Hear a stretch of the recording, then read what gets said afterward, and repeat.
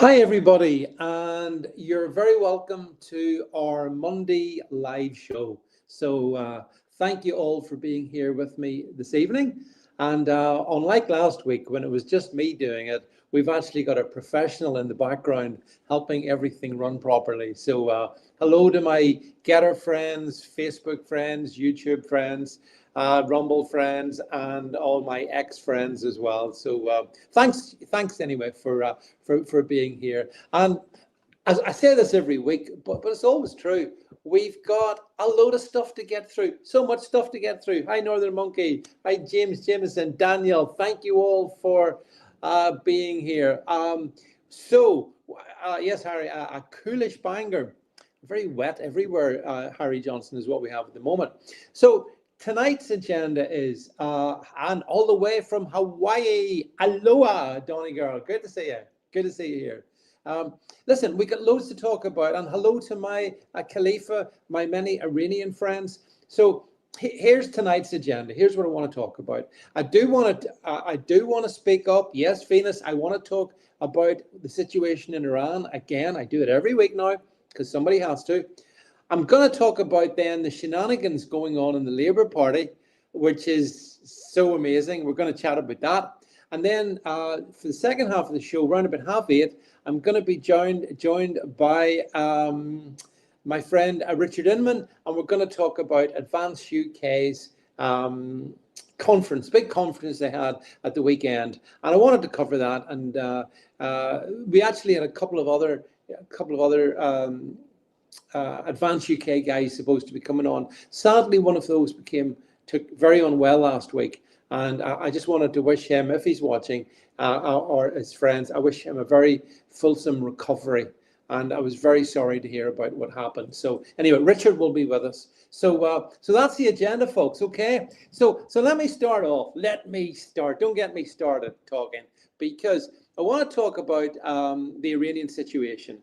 Because I know a lot of you. Hi, Chris Davies. Good to see you there, my friend. As always, stalwart off the show. And I just wanted to basically sum up where we are with the Iran, the uprising, and then the seeming indifference from the US and Israel to the promises made by President Trump and Prime Minister Netanyahu. We're going to talk about all of that. We're going to talk about what happens next. We're going to chat about that. We'll do that for about 15 minutes or so. Then we're going to talk about Labour. Keir Starmer, will he last longer than this live show? I'm not even sure that he will. So we're going to talk about him. And then we're going to get to Advance UK, and we're going to talk about them and their immigration policy and all that kind of stuff. So as always, it's a packed agenda. You can't say I don't give you lots of stuff. Now, thank you, by the way, all on X. Those of you who are watching this in X, if you can, repost the stream out, that's good. So let's talk about where we are on the Iran situation, because it's important. And the reason it's important is not if we don't talk about it, nobody else will, and the mullahs will prevail, and that's just not what we want to see happen. So I'm very happy to stand with all those incredibly courageous people. I am humbled by the courage of Jed. I'm not going to answer that.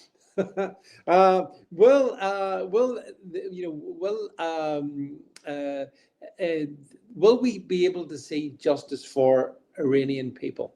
Because justice doesn't mean a deal with the Ayatollahs. That's not justice. Justice means the utter destruction of the Ayatollahs, right? Just so there's no ambiguity in this one. No one can say that, I'm backing off. We need to see the mullahs destroyed. And that can be done by, the military force that Trump is building up in that area is massive. But it better not just be for show. It needs to be for effect. And the bit that worries me, and I'm sure Iranian friends, it worries you, I see all the stuff about the hangings, the executions. I see all of that. And I know that's completely unacceptable. President Trump said it was unacceptable, but it's still happening. Now, if we're going to free Iran, it needs US help and probably Israeli help as well. And it means I think the Iranian people have shown their courage. They've rose up in the streets. Have you seen the videos of, today? I check out my X stream of the regime's stormtroopers, the Nazis that they employ, using a machine gun on defenseless people in the street. Now, if that was happening in anywhere else in the world, it would be all over the media. Where is the Western media when it comes to this? They're nowhere. They're nowhere to be seen. Oh, when it came to Gaza, you couldn't get enough coverage. But when it comes to Iran, where's the coverage? Now, to be slightly fair, I try to be fair as much as I can. Even the BBC today, the BBC said that, yes, the hangings and executions and machine gunning is still has been part of the repression of the Iranian people. So, to the BBC have kind of acknowledged it, but then not done much more than that. I think that the situation there is still very much, yes, by the way, James Jameson says the MSM also missed the Christian genocide in Syria. Yeah, but this is the point, folks. You need that. This is why we have an independent media, because Iran is being ignored by so much of the legacy media around the world. And I don't really fully understand why that is, except one thing. And you tell me if I'm right or wrong, Iranian friends. You guys don't want to live in an Islamic republic. You don't want to live under the oppression of Khamenei and the Shia supremacists. You don't want that. You want to have your own democratic government, your own constitutional monarchy, which you did have, and you want to determine your own future. And I ask you, dear listener or viewer, what's wrong with that? I don't see a problem there, do you? I think it's extraordinary. The demands of the Iranian people are very reasonable. Now, someone who I have been, yes, Nilo Fars, pardon my pronunciation, but you're Persian and not Muslims. Yeah, I get that. I understand that. I totally get that. And I think it's because to help you guys get your freedom, it means taking down an Islamic regime. I think that's why the media are staying away. They don't want to do that. And there has been comment today. Thanks, Stephen, for reposting this, by the way. There has been comment that, the Iranian regime, the mullahs, are now putting pressure on people, not just inside Iran, but outside Iran, to stop talking about it. Well, good luck with that, folks. The mullahs can chance their arm with me if they want, but as long as I have a voice, I will support you and I will speak up, because it's the right thing to do. It's always easy to do the right thing. The right thing is to support the Iranian people as they throw off the shackles of the Islamic tyranny, the brutality. And also, here's the other thing. I just wanted to say this, and this is where I'm annoyed at J.D. Vance today. J.D. Vance, the American vice president, who, as you all know, I've been massively supportive of up until this point. He came out today and he said that, getting a deal with Iran would just be a good thing. Well, thanks very much for your kind comment. Well, no, that's wrong. No. See, I don't think America should be trying to do any deal with the mullahs because it legitimizes their regime. In actual fact, what we should be doing is we should making sure that, for example, Iran is not allowed to compete in the Olympics. Iran isn't allowed to compete in any sporting event. We should make this, a pariah regime. That's what we should do. And yet, I don't see enough people pushing that, and they should be pushing that. We should penalize this regime. Edgy here makes a really good point. As Marco Rubio said, and he actually has my respect. He said, you won't find any country like Iran where the government is so different from its people. We are not Muslims. That's exactly the point. That is exactly the point. But the reason that the government isn't like the people is that the government is a tyranny. The government is a bloodthirsty, murderous tyranny. And we've seen that for the past month. I mean, today is the 9th of February. Round about the 9th of January, they were slaughtering people in the streets, as you all know, in the tens of thousands. And then burning. And then this is one of the worst things of all. High salty Republican rocker there, see you there. One of the worst things that the regime did was, apparently, they had piled the bodies of those that they had killed in a morgue. And then what did they do? They set fire to the morgue because it covers their tracks. So, look, what I'm saying is it's an unspeakably evil regime. That's what it is. And you shouldn't compromise with it. You shouldn't negotiate it. You shouldn't legitimize it. You shouldn't do anything other than one thing: destroy it.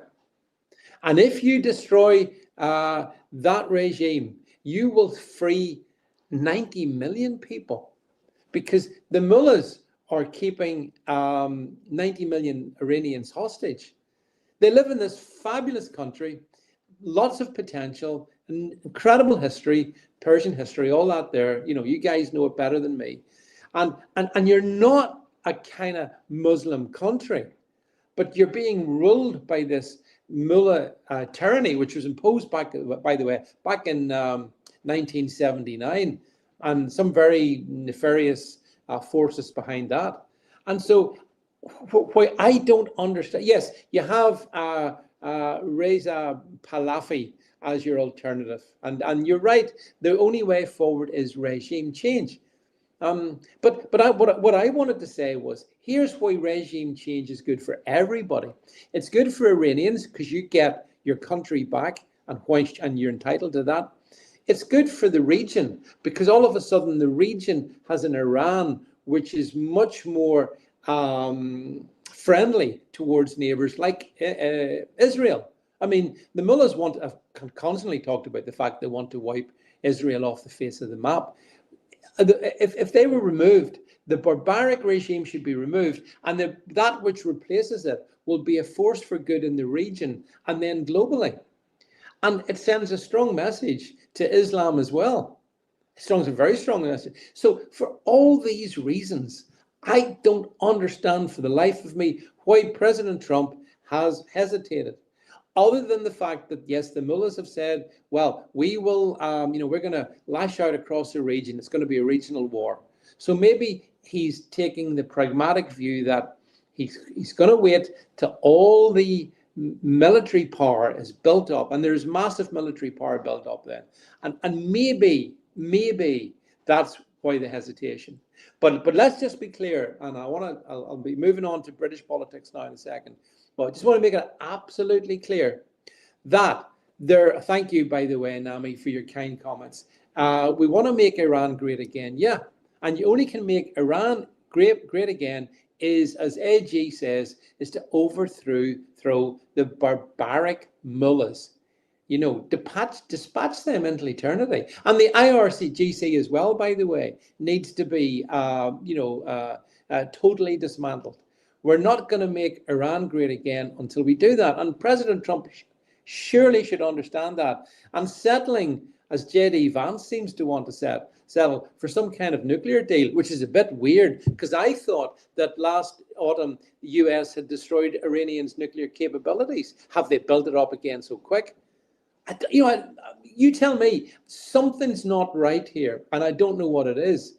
I have huge respect for President Trump and Prime Minister Netanyahu, but James Jameson says, send Keir Starmer to Iran. Well, we're going to talk about him in a minute. Just hold your fire there, James, till we get to Starmer, who we're going to get to. But yeah, so I think, and that's why I've been going on about it so much, that if we can support Iran and Iranian people, and as Carl says here, you don't do deals with the devil. You don't. President Trump shouldn't do a deal with the devil. He shouldn't try to find, people like Lindsey Graham, who I thought was on our side about 2 weeks ago, he's now being ever so pally, and he's talking about,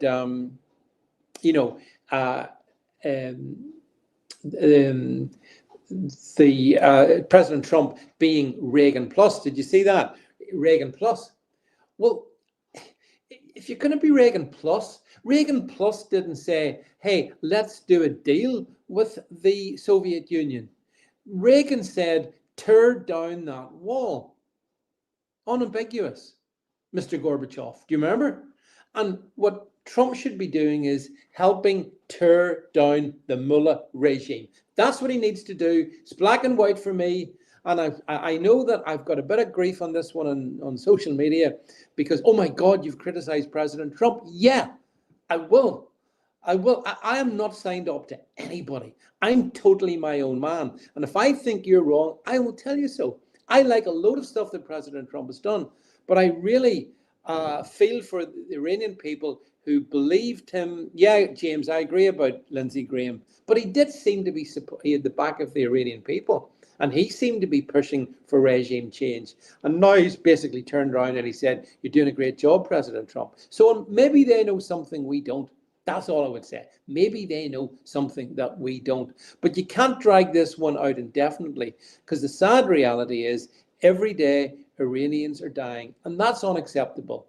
And I've seen some of that. I put some of them up on my stream. You know, I try to amplify the voices of Iranian people, young kids crying, you know, at the graveside of their parents. Yeah, they're killing every day the people in the jail. Yeah, yeah. But, you know, Iran needs help. What I'm saying is Iranian people need help. I understand the difference between the Iranian regime, which is the corrupt mullahs, and the Iranian people who are a proud, courageous, unbelievable civilization. We need to tear the regime down, right? And Ronald Reagan took that approach with the Soviet Union. President Trump has to take that approach with Iran. So JD Vance, you need to get yourself a bit more on the mark in this one. Marco Rubio seems a bit better. Hurts me to say that, by the way, because JD Vance and I, you know, we there's a bit of Vance DNA in him as much as in me, and he should know better. But unless it's an elaborate ruse, if he doesn't crush the mullahs, it'll be the biggest betrayal ever, and I won't hesitate from saying it. So there you go, my friends. Anyway, I promised you I'd give you a bit on Iran, and I hope you appreciate that. Now, I want to move it on because, of course, it's not just in Iran stuff's happening, although it's life and death for you Iranians. I get that. But here in the UK, well, we have Keir Starmer. We have a British Prime Minister who seems to me I mean, my big debate is, I've got a prawn sandwich in the fridge. Will it last longer than Keir Starmer? That's my big debate. Because, you know, you've seen over the weekend all the stuff. Morgan McSweeney, his political guru, he walked the plank. And then today, I think Tim Bell, his communications director, he walked the plank. And then, hilariously, Anna Sawar, the leader of Scottish Labour, told him he had to resign. He told Starmer, you have to go. We have no confidence in you. And I say my friend Richard's here. I'll bring him in a second. Richard, just hang on a sec. But Samar called for the resignation of Starmer. And then what happened was from about 2:28 to 3:38, and I saw all the timestamps, everybody in the cabinet put out this totally independent tweet, which basically said, Keir Starmer is doing a great job. We must support you. Did you see those tweets they put out?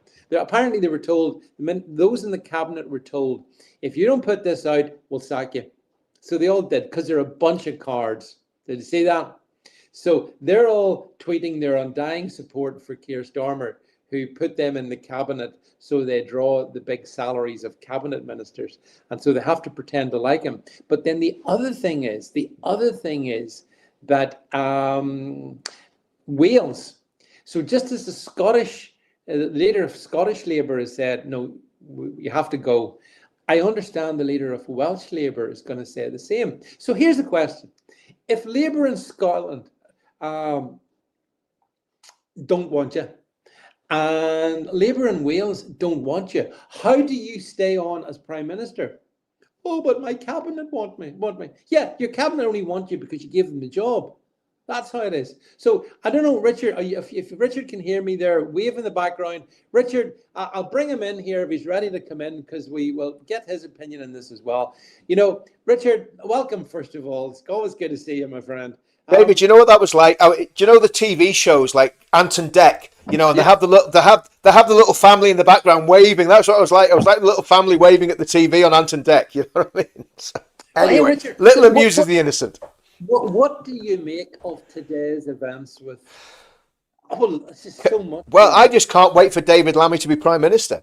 I think it's going to be wonderful. It's going to be something to behold. You know, we Well, will yeah. be, you know, David, I always say that David Lammy reminds me kind of what a love child between Idi Amin and what's the woman that Diane Abacus, Idi Amin and Diane Abacus. That's what you would get if you bred Idi Amin and Diane Abacus. You would get David Lammy. And I'm not saying that's what happened. I wouldn't want to cast No, no, no, aspersions no. on his parenthood, but there's something there between Diane Abacus and Idi Amin, and you get a David Lammy. But he will become. I mean, well, here's the first question for you. You saw, Richard, that Anas Sarwar, who's the leader of Scottish Labour, he's come out and said you have to go. And I understand that the leader of Welsh Labour is going to say the same thing.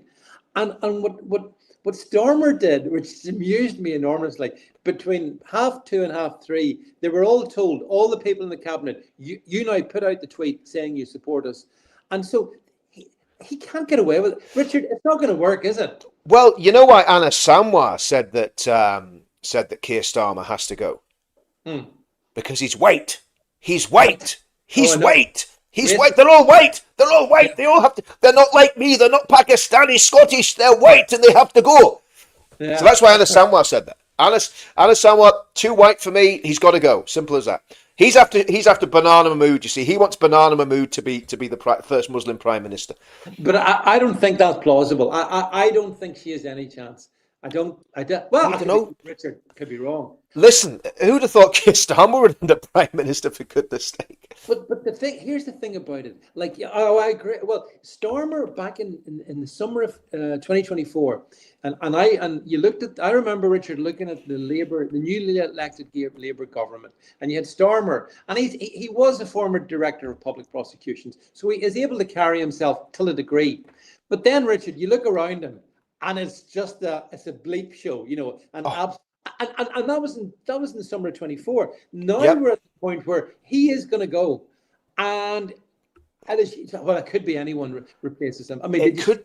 Angela Rayner getting her hair done? Did you see her TikTok getting her hair done? The And ginger growler. I mean, come on, come on. I mean, it's frightening, but it's frightening, but it's funny. I mean, you've got to laugh because you cry otherwise when you see the lunatics that are going to be running our country. They have taken over the asylum, but I think there's a lot deeper point here, David. And people don't realise how influential David Mandelson was in Old Labour. We Peter, remember in Northern Ireland. Peter, Remember he was over here. Peter Mandelson. You said David Sorry, Mandelson. Peter Mandelson. Yeah, Peter Mandelson. I Sorry, got yeah. associated with him. I'm not in Yeah. the Epstein files. No. Peter Mandelson. What did I say? David Mandelson. Did I say David Yeah, Mandelson? yeah, Okay. yeah. You see, that's what happens when you do two live streams back to back. I'm just off an hour and 15 minutes with Paul Thorpe. It's a Yeah. good. I'm amazed I haven't come on and called you Paul yet. Yeah. Give it time as the show goes on. But yeah, Let's just call him Mandy. You know that song. Just yeah. think of the Barry Manilow song about I do. Mandy, and we get Peter Mandelson.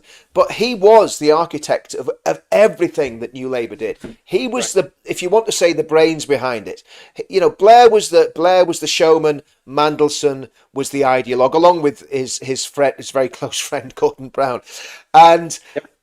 That's right. This whole edifice could bring the whole of the New Labour project down. And let's remember that Call Me Dave Cameron, who incidentally, when he left power in whenever it was, he completely called it wrong on the Brexit referendum, 2015, wasn't it?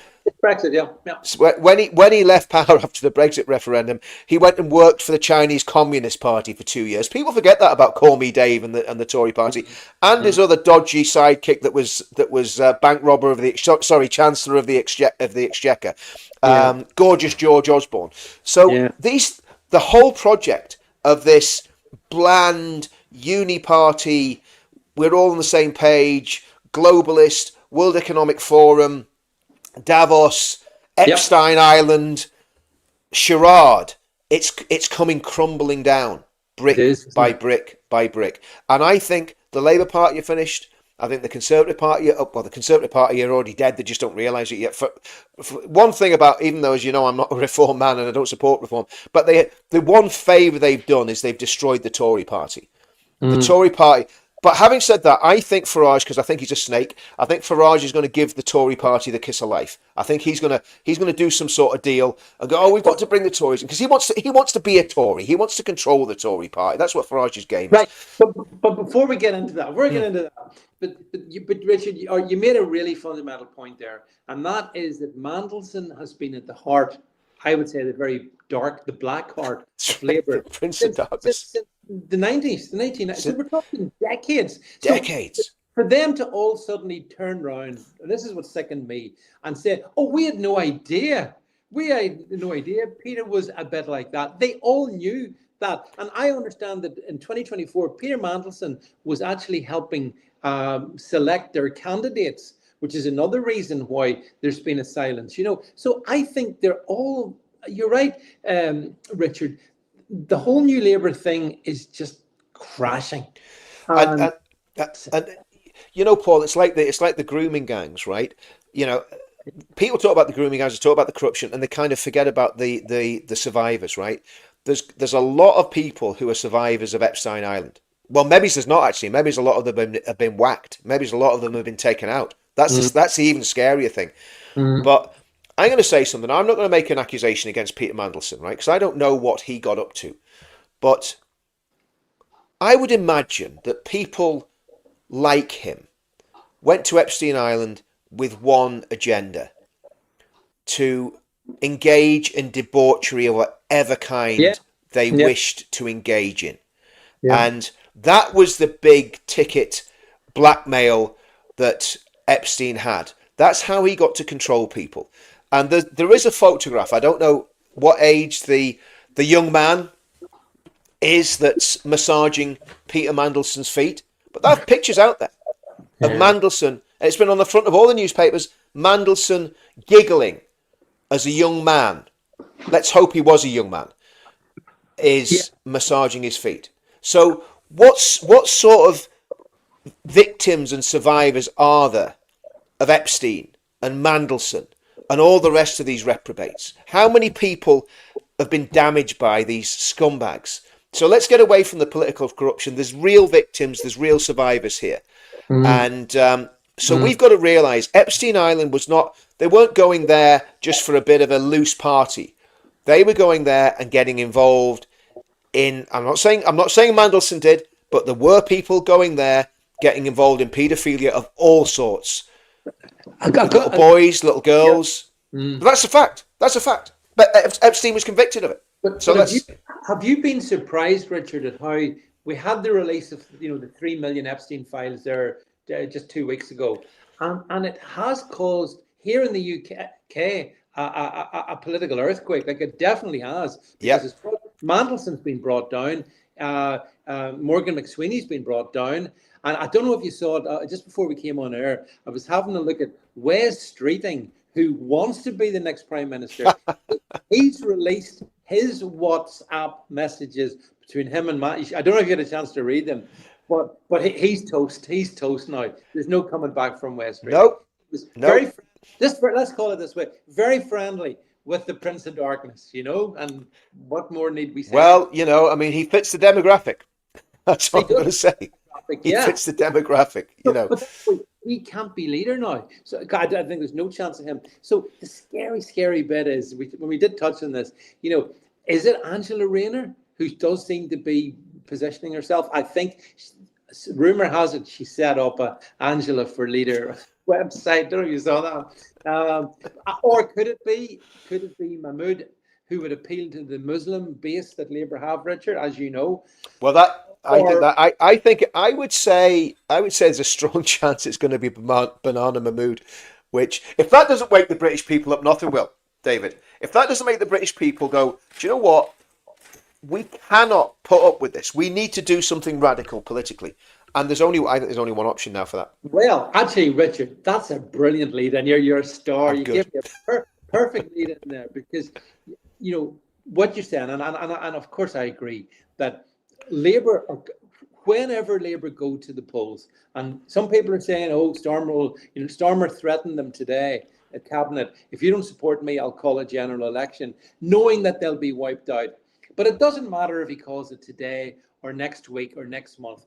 Whenever it's called, Labour are doomed. And if they have Shabana Mahmood, if they dared put her as PF, they'll be reduced a bit like the Tories, because you touched on the Tories as well. They'll be reduced to an ember. And you and I have a shared hatred of the Uni Party.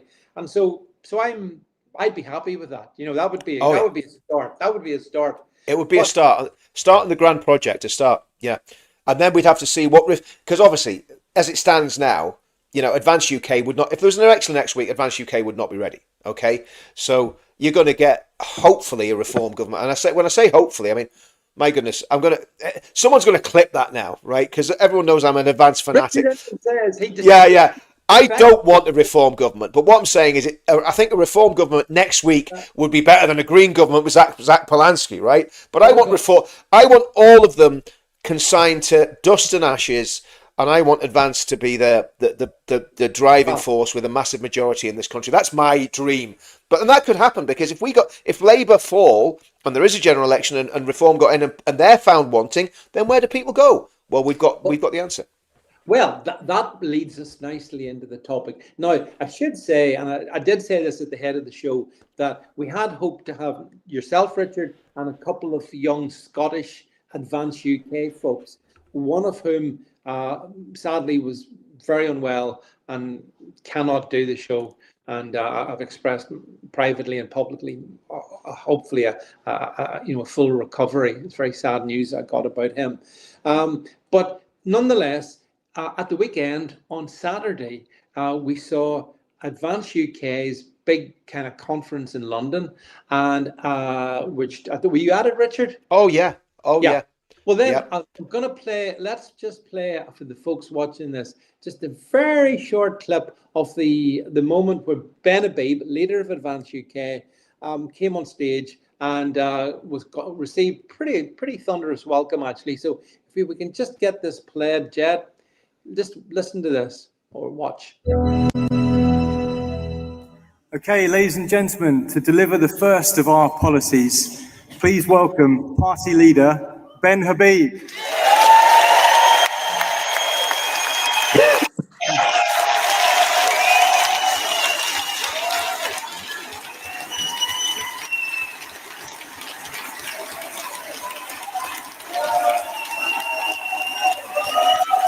Right, that's enough. End applause. Yeah. That's enough. I don't want to hear any more. That's enough. Yes. Right. Okay. So I don't want to hear the speech, because you were there and you can tell us all about it. It's better to hear from you. But yeah.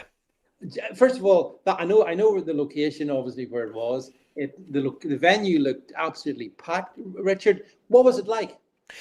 It was electrifying. I mean, David, you'd loved it, because all our friends were there. Everybody we've known from this movement for the past 8-10 years was in that room. It was like a family reunion. And the thing about it is, everybody was on the same hymn sheet. Everybody, there was such a sense of unity. You didn't go in that room and think, oh, there's a few people here that maybe is going to heckle or aren't happy with what's happening in the party. Yeah. Everybody was electrified. And I've with Advance UK, as you know, I've been a member from the beginning, but there's times I thought, I'm not sure about this, not sure about that. I came away from that on Saturday buzzing with excitement and thinking, actually, this party is definitely the answer. I've always pushed it, because I believe the policies are great, and I know the direction they're going in. I know the people who are involved, and I trust the people who are involved. But being in that room and hearing Ben speak, and Richard Thompson was the guy that was introducing Ben there, ex-Royal Marines Commando, superb guy. There's another guy, I apologise to him if he's watching, ex-paratrooper, para-engineer, who gave an amazing speech. Kathy Gingle was there. Leo Kursk was there. If I miss people out, I apologise. The bowler hat farmer was there. I mean, and every single person. Normally, when you hear speeches, David, you know this yourself, right? There's going to be like 10 people give a speech, and then there's going to be 2 or 3 that are pretty crap. Right? Yeah, let's just get it right. We know it. Yeah. We know it. And you're sitting there. Me and you do a bit of speaking. You're sitting there going, thinking, really? He got, you know what I mean? And I was sitting there, I was going, every single one of these, and I'm very critical of speeches. Every single one of those speeches that was made was absolutely on the money and absolutely nailed it. And they all built up and built up until Ben came on. I mean, the standing ovations that people were getting, even before Ben came on, it was standing ovation after standing ovation. Everyone was hitting the nail on the head. The para guy said, look, if soldiers are going to be prosecuted,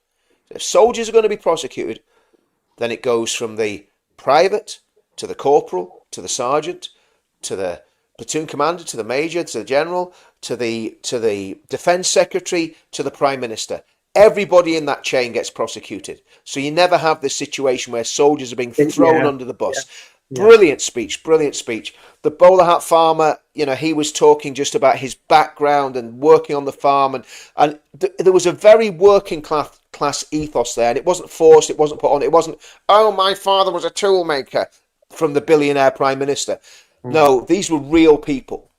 Real people who cared about the country, and none of them were looking for power. None of them were looking for a position. None of them were saying, "Oh, I want to be an MP." Everyone was just saying, "We want to save our country." And I think Ben's an inspirational leader. I really do. And you know yourself, David. If you sent Ben a text after this show, he would get back to you. He wouldn't ignore if it was obviously he's sending him stupid stuff that's not relevant. He's probably going to ignore all of us. But if you're sending him stuff that's relevant, he's going to be in touch saying, "Yeah, that's a good point. Let's talk about that." Right? He's an inspirational leader. He is a brilliant communicator. He's a brilliant intellect, and he's got some brilliant intellects around him. I think David Rhodes is doing a fantastic job working on the policy, the college, and David, we've had these private discussions. I was sceptical about the college, right? I thought it's too cumbersome. How's it managed? But what they're actually pulling together in terms of policy. And that's what's important. That's what's important. Right. Well, let's talk about that then. And by the way, just I want to finish that point. I'm not skeptical about the college now. I get why they've done it. And again, who am I? The college is good. Is a good call. Everyone has different skill sets. Yeah. But as you said, this was about policy. And I think the big thing that came out of Saturday was the immigration policy. Because, I mean, look, regardless of what some want to pretend, immigration is the number one issue in this country. British people have had, we've all more than enough sick of it, and we want it sorted. So I've had a chance to study the advanced UK policy, and actually I think I put a piece out on it in my Substack the other day comparing it to reforms, and to me it's a pure policy. It's muscular. It doesn't take any prisoners. It delivers, I think, what the majority of British people want. How do you feel about the advanced immigration policy, Richard? I agree completely, David. I think even when you look at things like the green list, that is Reform aren't talking about a green list. No. Reform is still waffling on about net zero migration. So the green list basically says these are the countries that we're quite happy for and on the whole they're Anglophile countries that have not got. Yeah. And let's just be honest, they haven't got Islamic terrorist problems. That's Pakistan ain't on it. Afghanistan's not on it. The green list is a clean list. It's not. I'll argue with you now. Oh, go on then. The green list is very good, no doubt about it. Yeah. My only objection is the EU is on it. Okay, that's actually a fair point. That's a fair point because then we're going to get all the 50 million Muslims coming from the EU across to the UK. Yeah. Unless I think one of the things that was very obvious about that, and if we can digress a little bit, because it is relevant to the point you just made. When we look at things like, and I know it was in culture, but you look at things like the burqa ban, you look at things like not allowing the repurposing of churches, you look at things about not, everybody that goes in Parliament, you're not allowed to swear on the Quran, you've got to swear on the Bible. Right. I don't know why halal wasn't in there, but that's, again, nothing's exactly perfect. No.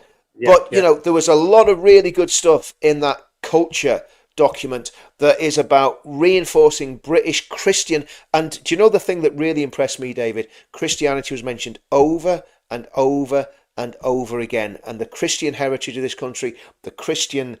It was good.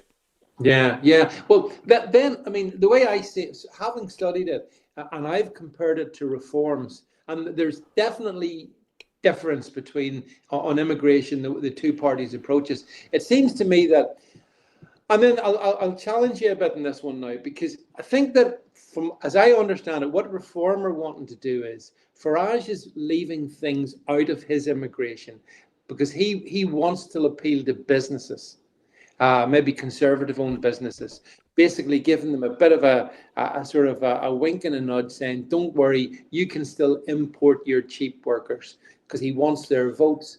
Whereas Advance is cleaning this one. There's nothing there. But people have said to me, and I saw someone comment earlier there as well on it, like what Advance is like ideal, but realistically, Reform is where it's at. So what do you say to that? Well, I mean, the problem with that way of thinking is it's not even a question of ideals. What Ben said was, this is a state of emergency. This Yeah. isn't, this that if we want to look at, I mean, we could look at the reasons why we've got mass immigration. Obviously, abortion's probably the biggest reason we've got mass immigration, because if we keep killing our babies, then we're going to be in a situation where we Mhm. have to bring people in to Yes. replace the baby. And that's not getting into the debate about the rights and wrongs of abortion. That's just a fact. It's a statistical demographic fact that birth control and abortion have stopped a lot of white English babies being born. So when people are trying Oh to yeah. blame, why is it? So, but put that to one side. The immigration policies that are purist, as people say, well, why would you go? Why would you go for something that's substandard? If what we know to be the problem is mass immigration, particularly from Muslim majority countries, I mean, I think that's pretty much what we're all Yep. saying. That unless we want to become an Islamic state, that has to be put in reverse very, very quickly, and we need to get a grip of that. And to me, that's what Advance has done. Now, Nigel, if we're going to talk about reform, and it's all the thing is, all these things are connected. So the Islamic problem and the immigration problem are in, like they used to say about the IRA, Sinn Féin and the IRA, inextricably Inextricably. linked. Yeah. Mass Yeah. immigration and the Islamization of the UK are inextricably linked. They're Yeah. two sides of the same coin. So to get a grip of that, there need to be radical policies. There doesn't need to be any compromise, and it needs to be done really, really quickly. And that's why Ben's saying this will be basically a state of emergency on these issues. Now, again, the outworking of that, how that's done, because once you start cracking down in the way that Ben was talking about cracking down on criminals and illegals that have committed crime, people that have got the right to remain that have committed crime, that will cause massive, like we've been seeing in the United States of America. There will be probably an uprising from many people in those communities that are being affected by that, and they'll be crying to the lefties and the human rights people and all the rest of it. So now, have they got a plan for that? Well, time will tell. That's probably needs to be worked on, because that's a security policy.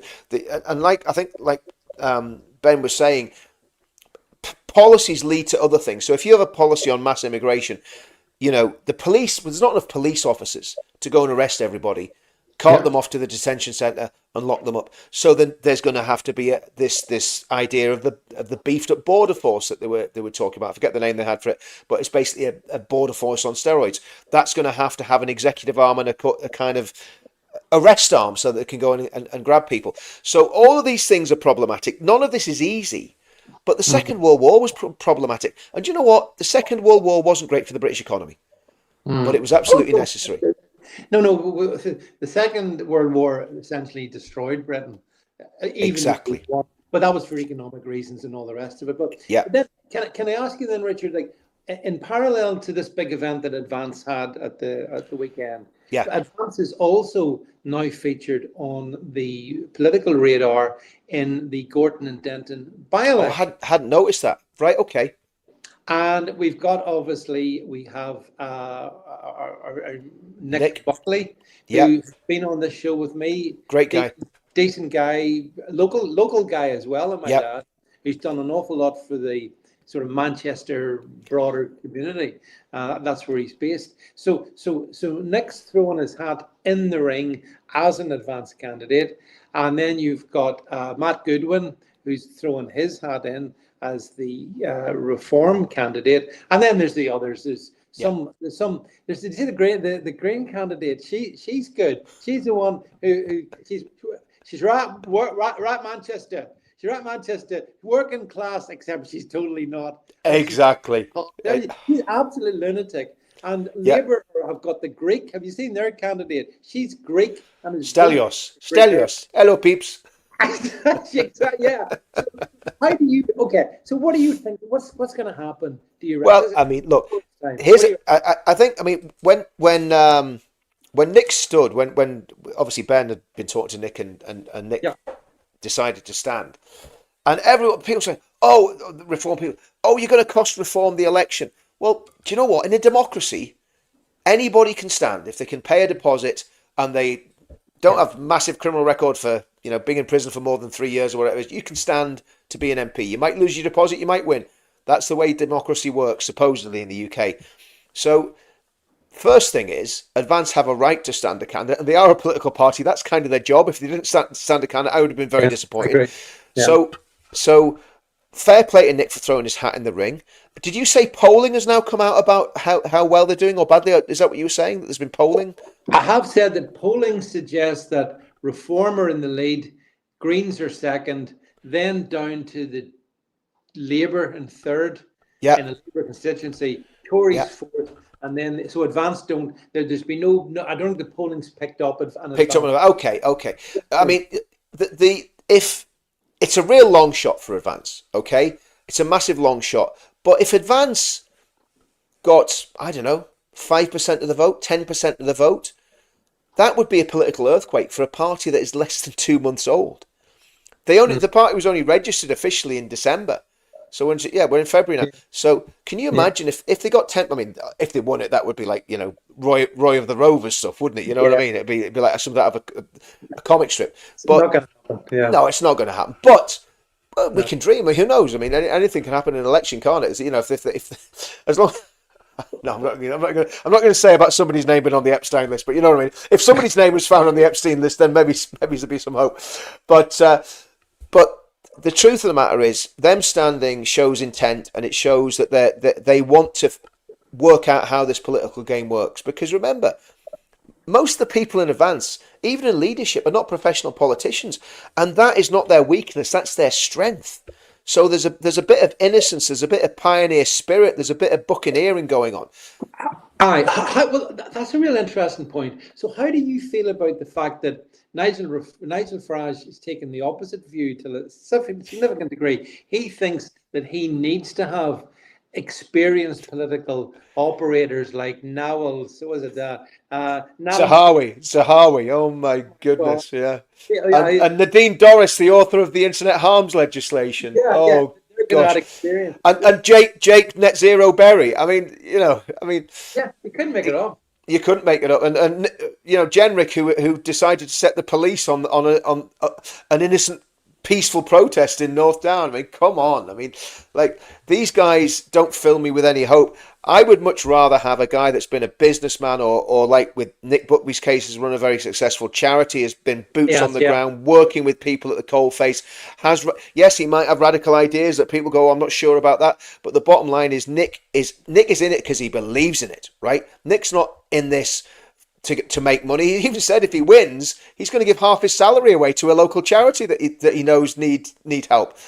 So you don't hear too many MP and Nick's. I would imagine Nick's not like Rupert. It's easy for Rupert Lowe to do that, right? Because Rupert's a very wealthy man, so he can give his salary away. It's not going to affect him one way or the other. But with Nick, I would imagine he's not a fantastically wealthy man. He's just one of us. He's one of the lads. He's one of the blokes. So I think Nick is, I'd love to see Nick do something amazing, but I would rather have a Nick Buckby than a Robert Jenrick any day of the week. Because do you know what? The British public are seeing through all these people now. They're looking at Jenrick, they're looking at Jake Berry, they're looking at Nadine Dorris, they're looking at that, the best of them probably is Andrea Jenkins. She seems like quite a genuine person. But they're looking at all these people and they're going, nah, that's not for us anymore. Suella Braverman's pretty decent. She is. I'm disappointed. That's why I'm disappointed in her. She's gone to that despicable snake oil salesman's party. Do you know what I mean? Well, she has, and here's I a know. question. Here's an awkward question for you, right? Throw this wobbler at you. See if you can smack it away. So, our mutual friend Tommy Yep. Robinson Yep. has come out and supported Matt Goodwin. He's wished Matt. I can bat it away with one swing. He recanted of that when Nick threw his because Tommy didn't know that Nick was gonna stand. And I didn't. Yeah. So once Nick stood, Nick said, "No, I support." Tommy said, "No, I support Advance UK. I trust the leadership. I trust Ben. I trust David Rhodes. I'm with Advance UK all the way." So he didn't recant his support for Matt. I mean, I think he thinks Matt Goodwin's a good guy. And look, the reality is, if Nick doesn't win it, if Nick Buckley doesn't win it, I want Reform to win it, right? Of course, even though I don't support them, and I think they are, well, not them. I think loads of my mates are in Reform, so it's not like I'm attacking the people Reform. I just know what Nigel is and the people around him. So yeah. Advance UK, it's a testing ground for them. If they do something amazing, great. If not, I'd like to see Reform get in. And something I have to say again, just to harbour on the topic of Tommy Robinson for a second. I mean, I did see Tommy giving Matt Goodwin his, wishing him success at that point. And I saw then the Conservative turncoat Danny Kruger being interviewed. And he on BBC or somewhere like that, and he was we don't want anything to do again, a repeat of 2024. We want nothing to do with that lot. And I thought, what a miserable, I'll not say what, Danny Kruger, who, by the way, has a sort of personality. He's the sort of guy who lights up a room by leaving it. That's how Danny Kruger lights up a room. And I thought that was such a miserable thing to say about Tommy Robinson. No matter what you think of Tommy Robinson, I thought at that point Tommy thought, well, here's an election, and there's a Reform guy for him. And okay, he's now saying tonight. But I thought I was so miserable of Kruger. And again, it raises questions about character Reform. Not Advance. Look, the truth of the matter is, yes, we'd rather see Reform in power than Labour or the Greens, right? Okay, yeah, but the reality is, I want the best, and the best Advance for me, because it's like you say, it is pure.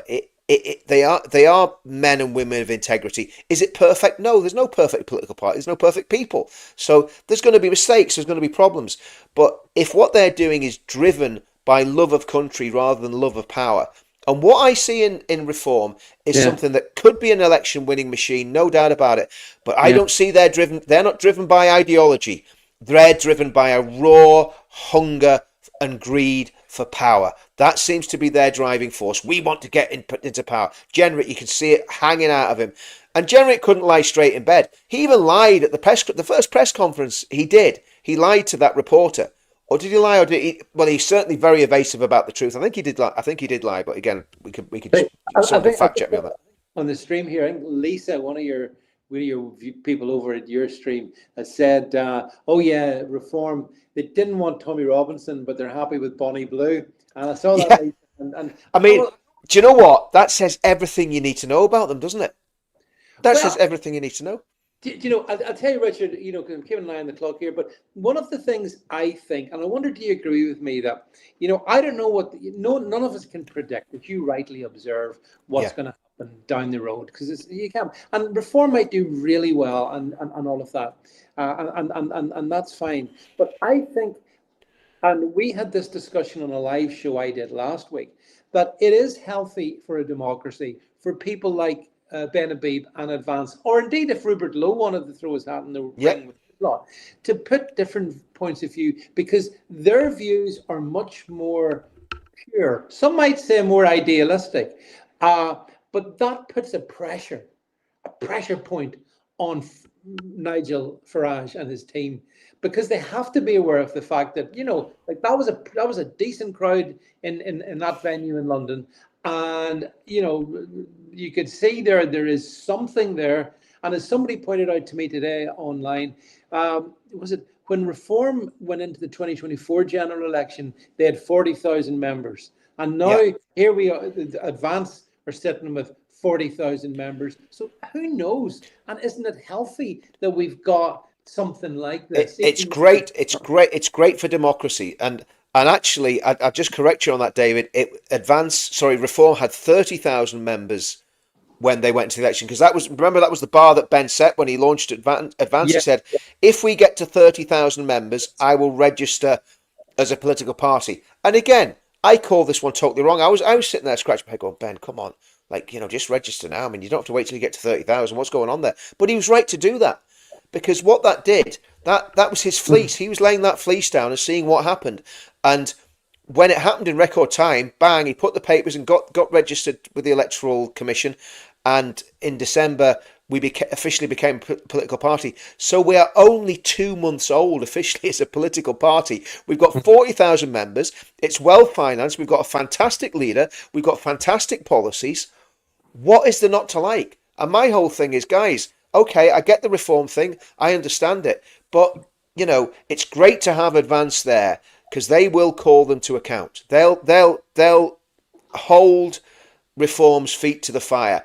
And no, another question for you. So by breaking the duck and putting a candidate in the by-election this month, and then we've got all these elections, Richard, in Scotland and Wales in May. Do you think Advance will put any candidates up for those or not? I don't know. I mean, initially, and again, what I've got to say, because I get myself in real trouble saying things, because I talk about Advance so much, people think I have influence. I have no influence with Advance. I just support the party. I am just a buckshy, to-before private soldier in the Advance army, right? I have no sway over anything.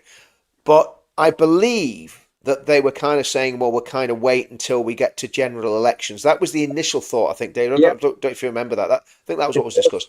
Well, so again, if I'm wrong on this, guys, don't shoot the messenger. And so if that was the case, okay, I don't have a problem with that.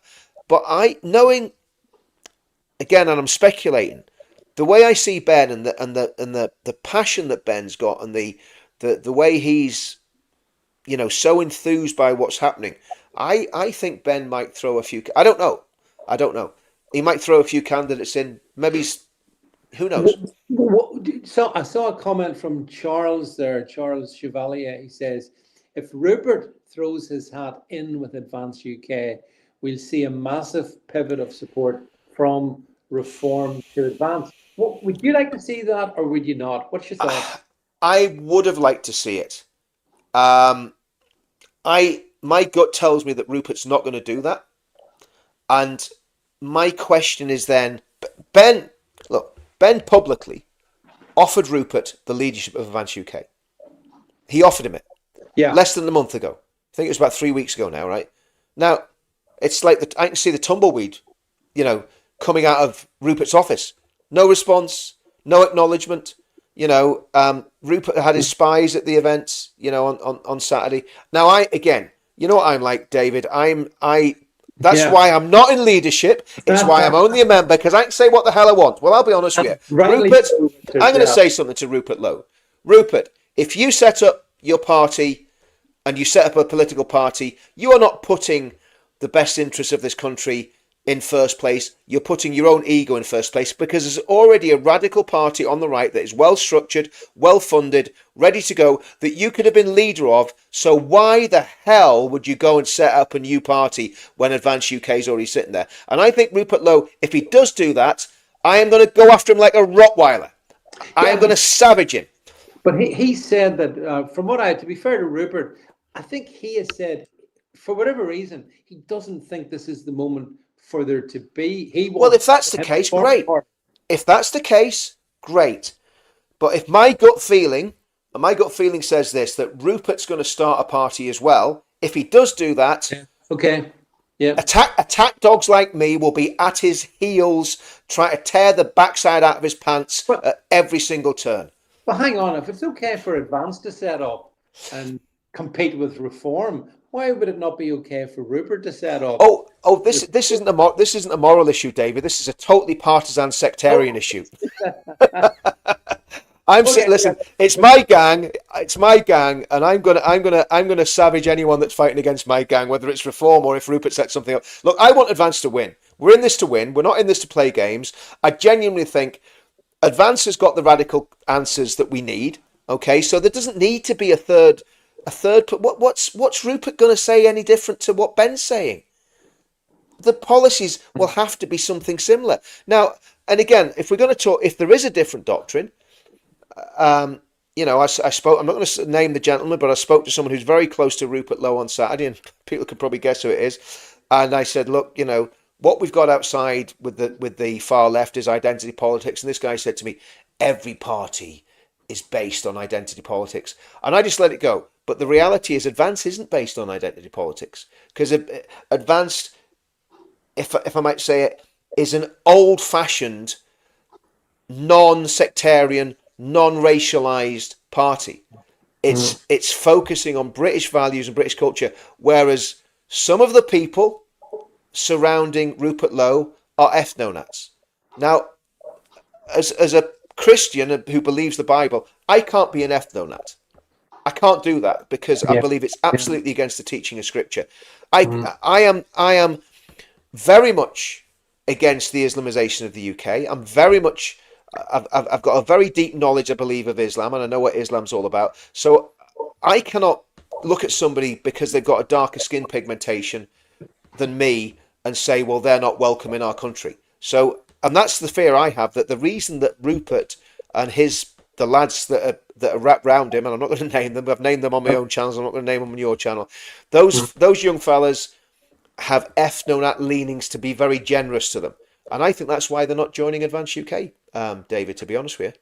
Well, Richard, I see someone called Lee has said, Richard Inman for PM. So given that Starmer might be vacating that position imminently, Richard, maybe the next time we talk, you'll be in Downing Street. Well, do you know what I'll do? I'll do it part-time between all the other stuff I'm doing. I think I could do about 10 minutes a day and do a better job than those clampets. So thanks very much for that, Lee. 10 minutes a day, I reckon we could do a better job than Calamity Keir and Banana Mahmood and Idi Amin's, offspring.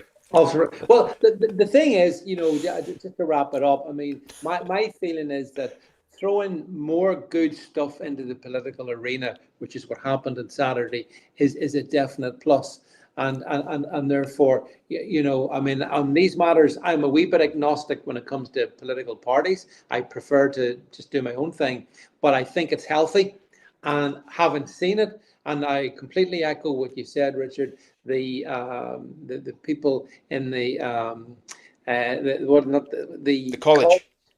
The college, who you and I have talked about, and I think some of them may be watching this, have done a very good job. It was a comprehensive policy. I'm very impressed. I'm very impressed. And the things that you said earlier, again, echo pro-Christian. That's good. That's a big, very important, actually fundamentally important. As is all the other stuff.